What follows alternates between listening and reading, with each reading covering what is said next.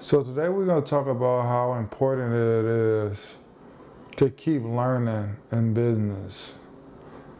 But before I get into that, a lot of people talk to me about business all the time. I have different conversations with people.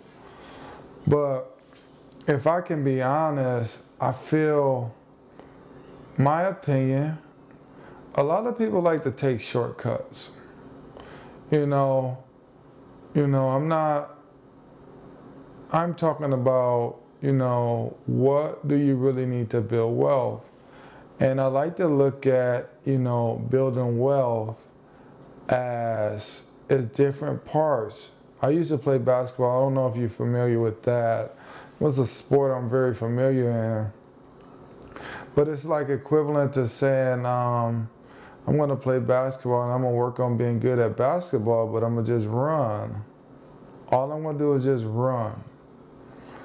You got to know how to dribble. You got to know how to pass. You got to know how to shoot. But no. I'm not going to worry about that. I just want to run. And in business, a lot of people like to learn about the business, but, sometimes their faith or their belief system is not intact, or their health is not intact. So I'm not talking about just, getting some money. I'm talking about building wealth, being able to consistently to do it and keep doing it. And I believe them really is the key components to it. Believe, faith, taking care of your health, and then business, learning business. Now, one thing neat in business, what I'm learning, and I always been like this, as I get older, I always had people that was older than me and younger than me. And, and I had people that was my age. Because if you notice in today's business, technology is, AI and all the new stuff that's coming out.